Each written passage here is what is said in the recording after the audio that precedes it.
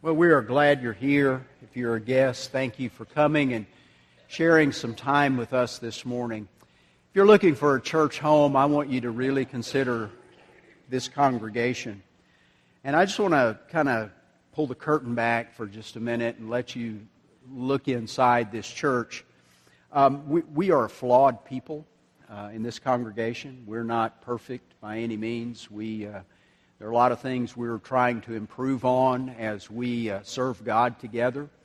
And if congregations are honest, that's the truth of all of them. But there's a heart in this church that you need to know about.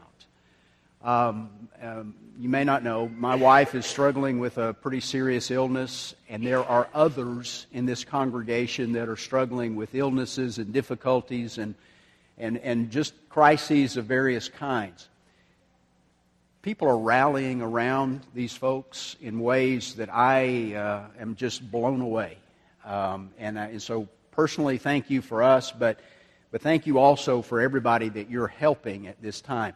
You see, there are weightier matters of the law, of the teachings of Jesus, that really are coming into play in ways that I knew about, but now I'm experiencing in a special way, as are others. It's not just about one family in this congregation. There are many people in this church struggling with different things, and this church is rallying around these folks. You need to know that if you're looking for a church home, that this is a place where you are supported, where you are encouraged. Our prayer ministry is superb, and we're working to make it even better. We are working on a lot of things in this congregation to just be the best we can be for God, to let Him work through us and in us. So to the congregation, I want to thank you for your heart and how much that you care for God and for His people. And so we are, again, we may be flawed in several ways, but the heart of this church is good, and I thank you for that.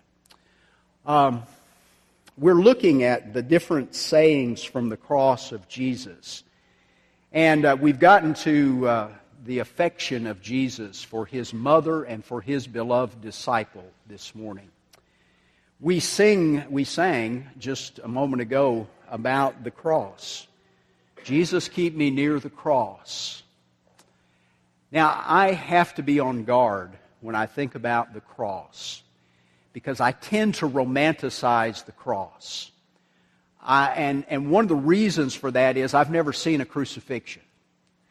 And so I read the Bible, and I read that Jesus is crucified, and I read some of the results of that crucifixion and talking about our redemption and our forgiveness and our salvation and all those kinds of things. And so I look at the cross, and it's like this glowing thing that's really attractive. Okay, and in a spiritual sense it is. But in a real sense, it was a horrific place.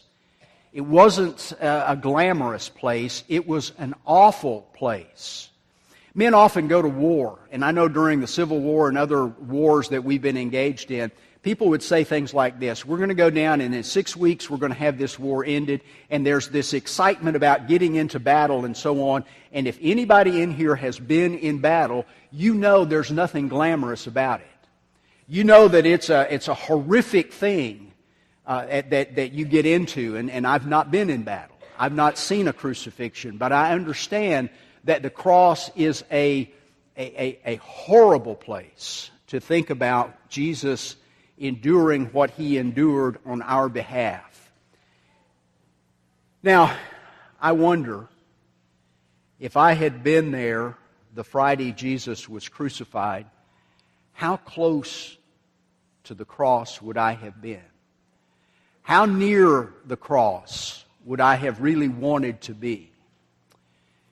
In Matthew chapter 26, right after they ate the Last Supper, Jesus and His disciples sang a hymn.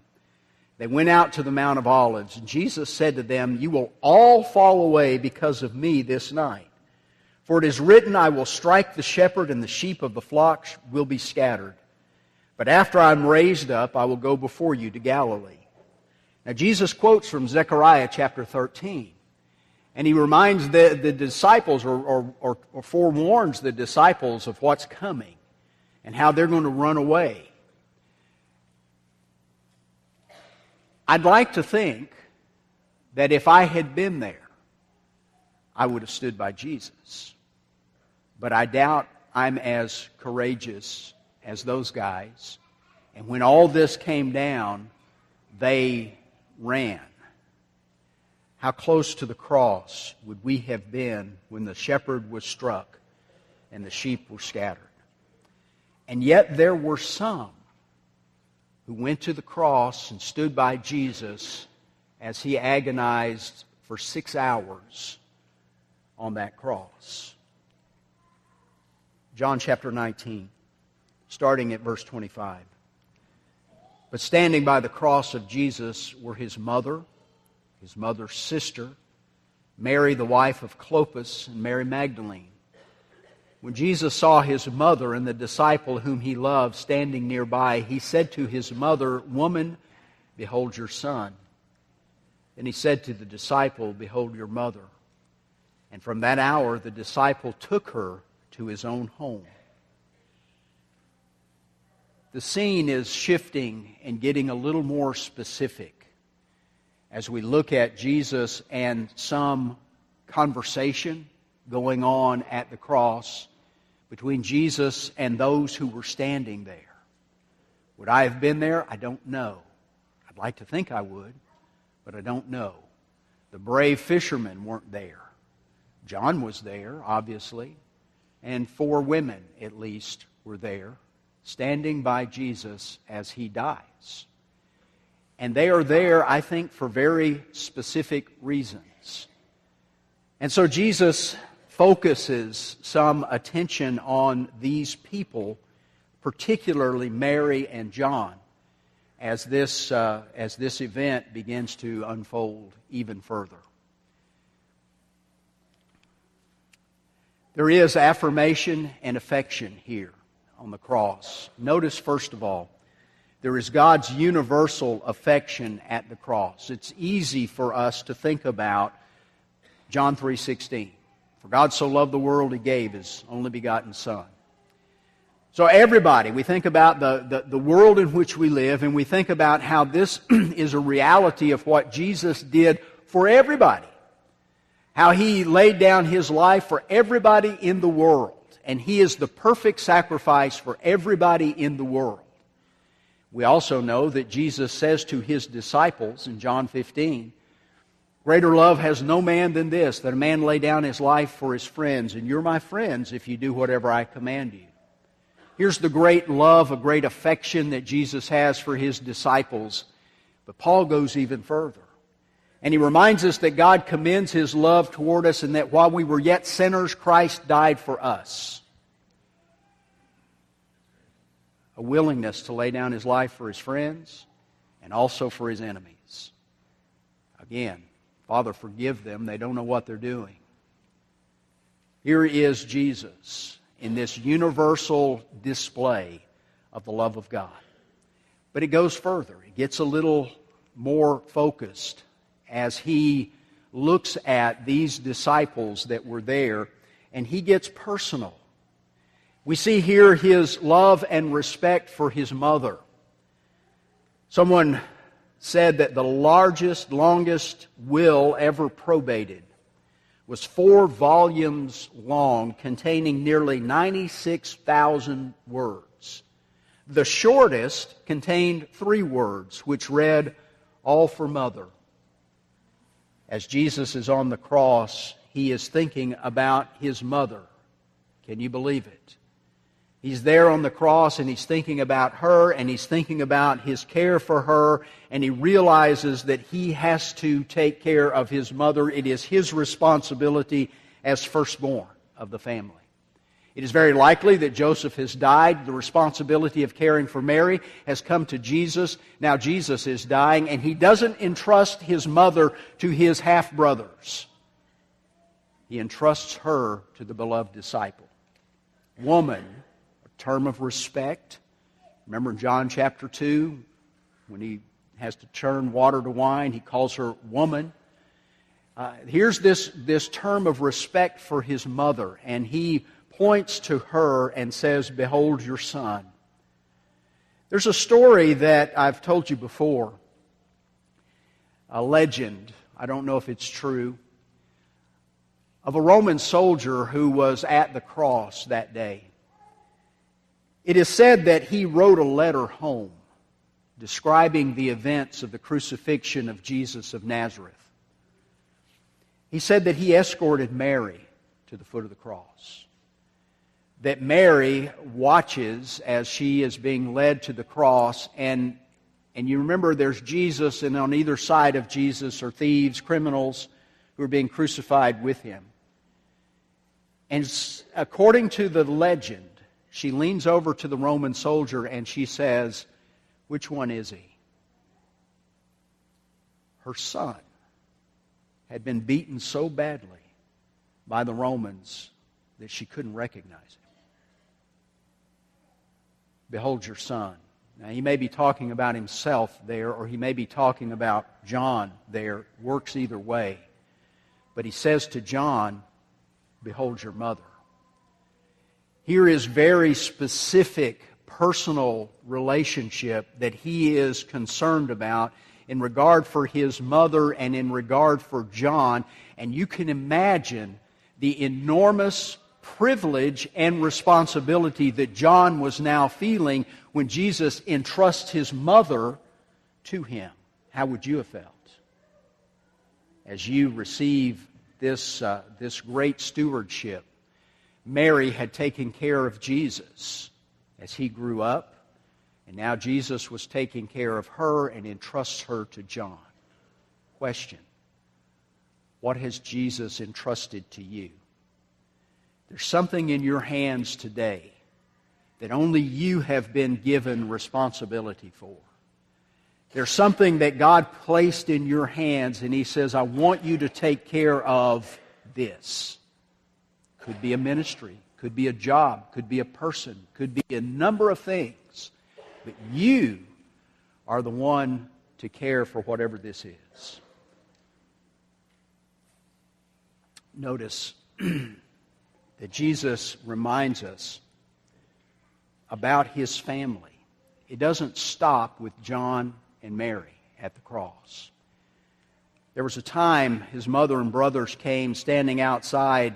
They sent to Him and called Him, and a crowd was sitting around Him. They said to Him, "Your mother and your brothers are outside seeking you." And He answered them, "Who are my mother and my brothers?" Looking about at those who sat around Him, He said, "Here are my mother, my brothers. Whoever does the will of God, he is my brother and sister and mother." Gary, if you would, lower the lights for just a minute. I want you, and we're going to turn the lights down just for a minute. And I want you to, if you want to close your eyes, just don't go to sleep. But I want you to start imagining the cross. And I want you to start feeling the presence of the cross. In your mind's eye, you go to the cross right now. And you look not only at Jesus shedding His blood on the cross. I firmly believe now, as I've studied this a little bit more, that Jesus' flesh was ripped to the bone, that His blood was gushing out, that the crown of thorns all the way down to the bottom of His feet were a bloody mess. And it's no wonder, if that legend is true, that Mary didn't recognize Him. Maybe the placard should have tipped her off. But she didn't know. So look at Jesus. But then as you're gazing at the cross, start looking around at who else is there. And start thinking about the reality that not only is there a universal affection and a personal affection, there's affection for Jesus at the cross. Now, there are people there who don't care about Jesus at all. He's just another lump of flesh that they've got to deal with. There's at least 4 Roman soldiers at the cross. And right now they're gambling for his clothes. Jesus didn't have worldly possessions to give to his mother. In fact, he didn't even have clothes. They stripped him naked on the cross. And now the 4 Roman soldiers, they don't want to divide it, tear it. They're going to gamble for his clothes. They're there. They're out of a sense of duty, and they are unconcerned about Jesus. There are people in a mob there. There are Jewish leaders who didn't care about Jesus at all. He was a threat to them, and they would rather him die than to continue his ministry. In fact, they lead the mob against Jesus. On either side of Jesus are thieves who have been mocking him. If you're the Son of God, come down off the cross, save yourself, save us. One repents. Remember me when you come in your kingdom. Today you'll be with me in paradise, the presence of God. Jesus is there. His disciples are there. Everyone who has followed him becomes part of his family. And as these disciples are there, it is out of the love of Christ that compels us. Because we're convinced that one died for all, and therefore all died, and he died for all, that those who live should no longer live for themselves, but for him who died for them and was raised again. Now there are groups of people at the cross that don't care about Jesus at all, but there are 4 women and 1 disciple who do. And they're at the foot of the cross with Jesus as he hangs there. Notice this progression. There are also many women there looking on from a distance who had followed Jesus from Galilee, ministering to him, among whom were Mary Magdalene, Mary the mother of James and Joseph, and the mother of the sons of Zebedee. I want you to think about the women that were there. Obviously, Mary was there, his mother. She seems to lead the way to Jesus. She is experiencing what Simeon foretold in Luke chapter 2, the day that they took him to the temple to dedicate him. Simeon says, your soul is going to be pierced because of Jesus. She's feeling that.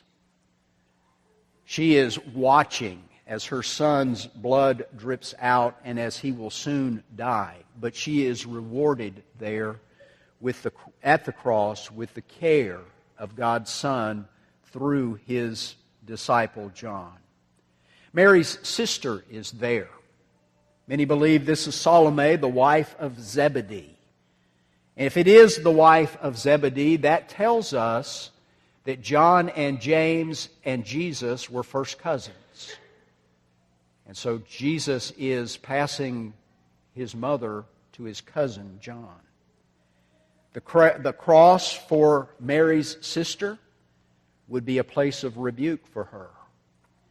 Do you remember when she came to Jesus and said, I want you to let one of my sons sit at your left hand and one of my sons sit at your right hand? And Jesus says, it's not mine to give, but can they endure the cup I have to endure? Oh yes, we can do that. And he says, you will. You will. I don't know how Mary's sister may have felt as she thinks back to the day she made that request and Jesus warned her of the suffering that those 2 men would have to go through. But maybe she's wide awake at the realities of all of this and maybe feels a little embarrassed that she made that kind of request. Mary, the wife of Clopas, is there. Many believe that is Alphaeus, whose son was James the Less. We don't know much about James the Less, but he was a faithful disciple in the long run.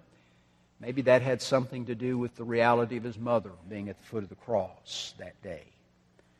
And of course, there's Mary Magdalene.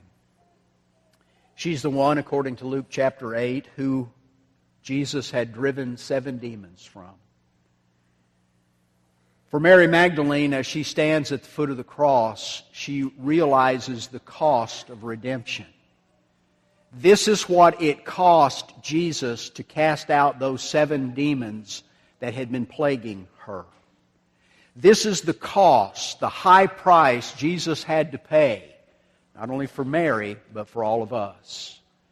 Now, I don't know if we're plagued with literal demons or not, but I know this. There are things that get in the way. There are temptations, there are struggles, there are sins, and Jesus paid the price to remove those things from us. And this is the cost. This is the price. And of course, John is there as well. You know, when you think about John, you realize that it's one thing for John to be in that upper room with Jesus a few hours before and to lean his head on Jesus' chest and to boast with all the others, "We'll never deny you. We'll never forsake you." It's one thing to do that kind of thing in private. It's another thing to stand at the foot of the cross with Jesus. It could have been very easy for the Roman soldiers to have come along and grabbed John and put him on a cross too. Oh, you're one of his followers? You get what he gets. But John stood there, not only privately affirming who Jesus is, not only privately affirming his faith in Jesus, his love for Jesus, but now publicly. He's right there. 4 women and John, standing at the foot of the cross, and they're not there to receive. They're there to give. These women had been ministering to Jesus, taking care of his physical needs as he needs food and clothing and various things along the way in his journey. John the disciple had been there with Jesus and been taught by Jesus, but he's not there to receive. He's there to give. He's there to be there as much as he can for his master. You see an application for us? How often are we gathered at the cross with Jesus? How often are we there and we're looking around and we're seeing those enemies of the cross? We even see the disciples that were gathered with him, and we stand at the cross and we say to Jesus, "Give me, give me." It's our time to give to him. It's our time to serve him. It's our time to be willing to stand at the cross with the others and to give to Jesus because of what he's given to us. The love of Christ compels us to go forward. The love of Christ compels us to stand for the faithfulness of Jesus in the world in which we live. There's one more thing that I want to mention, and it hit me this morning when I was reviewing the lesson. There's one more thing that happens at the cross that I think is real important, and that is this. As Jesus is hanging on the cross and he says to Mary, "Behold your son," and to John, "Behold your mother," Jesus turns attention from him to one another. Now, we focus on Jesus as the very core of everything that we do, but part of following Jesus is helping one another. There's a horizontal relationship that goes with the cross. There's a vertical relationship where Jesus is caring for us, sacrificing himself for us. There's a vertical relationship where we're honoring him, but there's also a horizontal. Behold your mother. Behold your son.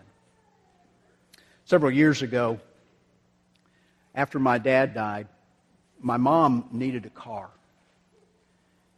And the guy that converted me when we were 19 years old was the sales manager at a Lincoln Mercury dealership in Jacksonville, Florida.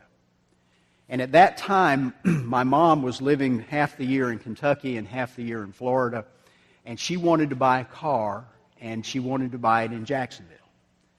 So I called my friend. And I said, Ken, here's the deal. My mom wants a car. She wants a particular model that you sell. And I want to ask you to sell her the car. I'm not asking you for a deal. I just know you'll be honest with my mom. And we set up a time, and we went, and she bought the car from him. But as I hung up the phone when I called him, Ken said to me, I want you to know that I'm going to treat your mom like my mom. And he gave her the same deal that he did give his mother in buying a car. How do you think I feel about my friend? John, here's your mother. I want you to take care of my mother as if she's your mother. And John did. John was there to give back to Jesus. John was there to serve others because of Jesus. And as you and I look around at the cross of Christ, who do you see? We're not limited to those soldiers or to that mob or those 5 disciples. I see you around the cross of Jesus. I see you there. Because that's what we've done just now. We've gathered around the foot of the cross, and we're there. We look at Him, He looks at us, we look at one another, and we serve. That's where Jesus is. That's what Jesus has done for us. That's why we're there as we gather at the cross of Jesus to see who He is, to listen to His words, and then to turn and serve as He served. Let's stand and pray, and we'll have our invitation.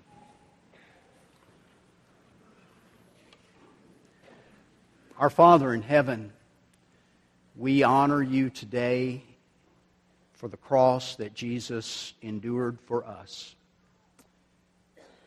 It is beyond our imagination to understand the agony of that day. The hatred that was there, all the things that He must have felt. But we know that Your love was displayed in a perfect way. Father, You serve us so many ways. Remind us to serve You and to serve one another, that we might honor You and honor Jesus, and that the shedding of His blood will not be in vain in any way. We pray this in His name. Amen. We're going to have an invitation song right now. You may need to make a public declaration of some kind, either confession of sin or a prayer request. You can also go after the service to the prayer room, and an elder will pray with you there if you need.